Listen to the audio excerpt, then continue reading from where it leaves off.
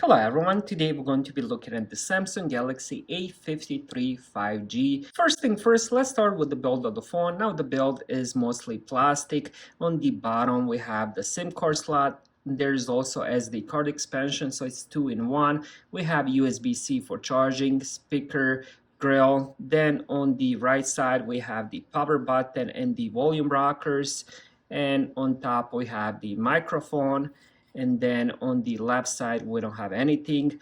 On the back we do have the quad cameras with the flash. I'll talk about those a little bit later. Now let's look at the screen. What we have here is the 6.5-inch Super AMOLED display, 120 Hz adaptive refresh rate. The screen itself is just gorgeous. This is AMOLED, 120 Hz refresh, so everything works really nicely. And another thing that I love about it, other than the colors, it's also the brightness. It gets very bright to the point I can't even show you how bright it is on the camera. So usually I keep it, for the sake of review, to 50-60%, but at home when I'm just using it, I keep it at 20%. The screen is super bright, and I do love how the colors pop. The viewing angles are also pretty good on the phone. Overall, the screen is really good and I love using it day to day.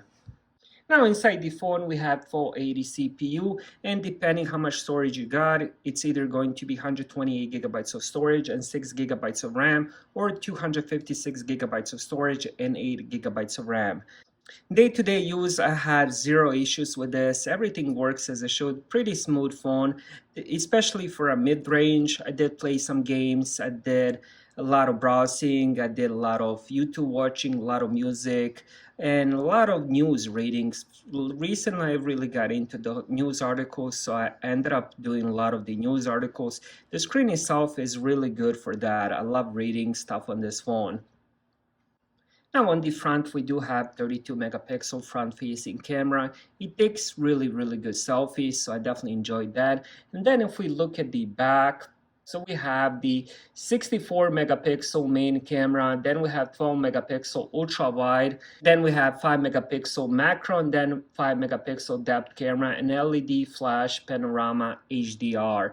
Now when it comes to camera, keep in mind this is a mid-range phone, but for that it does take really good pictures. Now it's not going to compete with the newest iPhone or the newest Samsung, but for the mid-range phone it does take pretty good pictures, especially the front-facing selfies. I really enjoy those.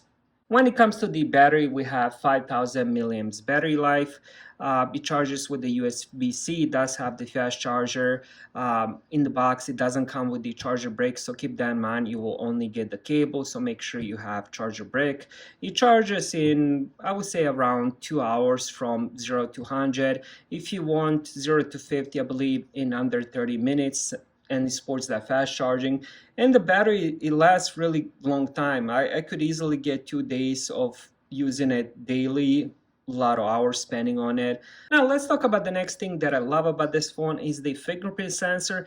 Now I had Samsung Galaxy S21 Plus and the Google Pixel 7, which also has the fingerprint sensor on the screen, and honestly this performs much better than either of those phones. I only had to scan my finger once, and this works 100% of the times. Honestly, I don't think I ever had where it says, please scan your finger again or something like that.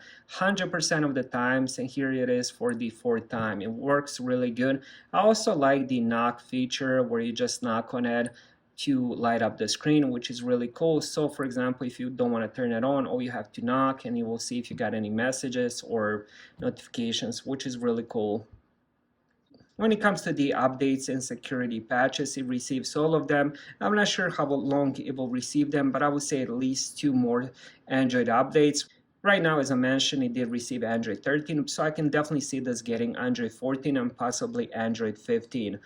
Overall, this is a really good mid-range phone. I love using it day to day. It takes pretty good pictures, really nice selfies. It also has pretty good sound, really good battery life, and best of all, it has really gorgeous screen. So if you're using it for the gaming or video watching or browsing, reading books and stuff like that, you will definitely love this phone.